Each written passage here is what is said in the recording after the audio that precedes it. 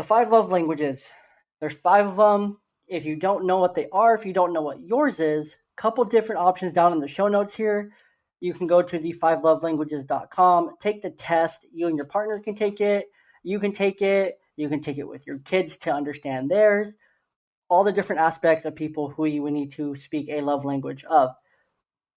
Words of affirmation, quality time, physical touch, acts of service, and receiving gifts.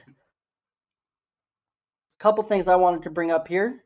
Aaron, I want your thoughts as well on these. Who are some of the people that you should know their love languages?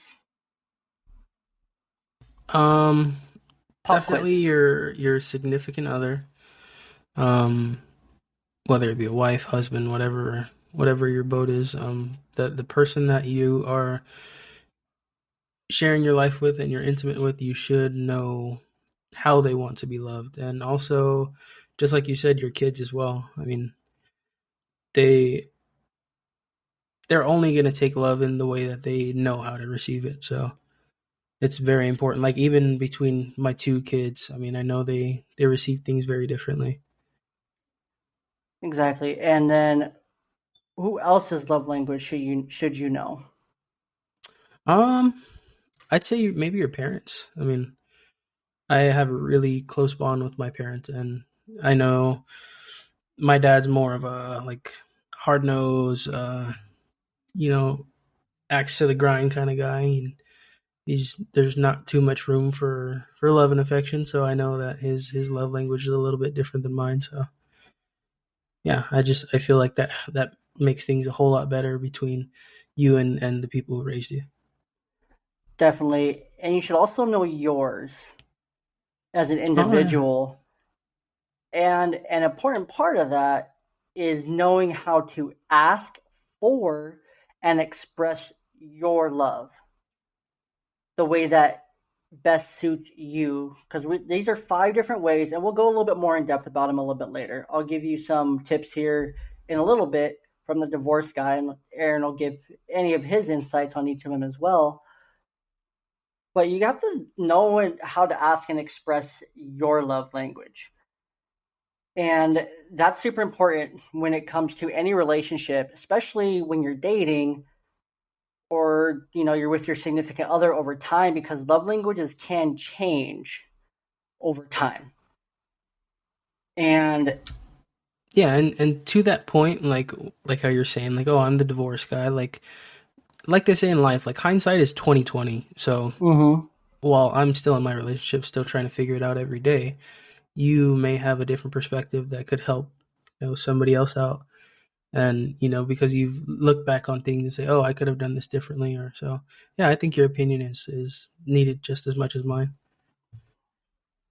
exactly, and I appreciate that. So know your love language for anyone single or in a relationship. If you don't know your love language, go figure it out. It is so important. If you have a family, if you're in a serious committed long-term relationship, go figure it out now. Aaron, for you in your relationship, how important is it to you to be able to speak your partner's love language? It's everything, man. I mean, you could, you know, if your partner's looking for, you know, a certain kind of love, and you're just trying to shower her with gifts, or trying to woo her in a way that she or he doesn't, know how to accept, it's pretty much pointless, because you're putting your time and effort into something, and they don't even know how to receive it correctly. Exactly. So you have to know your partner's you have to know your partner's love language, right?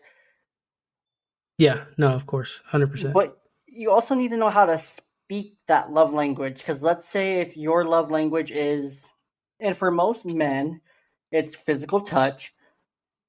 Let's say yours is physical touch, but we're just speaking general here. I'm not saying that's how it is between you and your wife, but let's say hers is words of affirmation. And most females and women, there's also plenty of men out there as well who speak all five of these on any given day. And sometimes Yeah. it's throughout the day it changes, but most people have a primary one too. So let's say yours is physical touch and theirs is words of affirmation. What do you do in that instance? This is just a scenario. What would you do?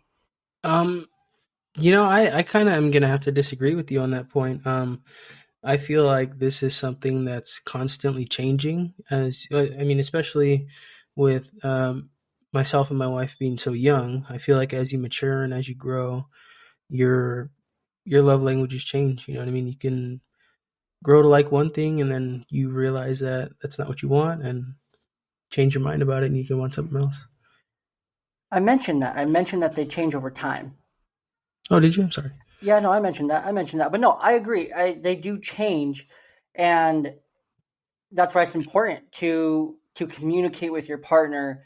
So knowing your partner's love language of the moment, because it can change moment to moment as you go throughout your day. Let's say you have a really hard day and you just need a hug, or you get home and you know you have dishes to do and you just don't want to do the dishes, or you really want that pack of Pokemon cards or something. I don't know. Knowing your partner's love language allows you to do three things. Aaron, any guesses on what those three things could be that knowing how to speak your partner's love language can do for your relationship? Um, I'd say maybe knowing how to cheer them up, like if they're down or they're not on their game 100%. Like you know them well enough to, um, speak that love language to them and knock them out of that funk. Exactly. Uh, It allows you to meet their needs before they even express them. yeah, yeah, exactly. Perfect. And maybe another one too is like growing a deeper relationship or like a stronger bond because the appreciation that comes from that. 2 for 2. I'm loving it. Can he go 3 for 3, folks? Uh, let's think about it. Maybe just like improve communication overall. You know what I mean? Just that sense of, oh, my partner knows exactly what's wrong with me, and them having that comfort. Like I know Yesenia loves it about me. Like I can sense when energy is off. I know exactly what to do in her times of need, whether it's she's overstimulated from the kids, daddy needs to go and occupy the kids for a while, let mom have some alone time, or it's just that sense of relief that you get just knowing that your partner knows when you need to tap out or when you need some of that love language that they speak. That was literally the perfect explanation. And you, sir, went 3 for 3. Our little audience is giving you some props there. But yeah, exactly. You're less likely to have those communication issues. Wow, try saying that 3 times fast.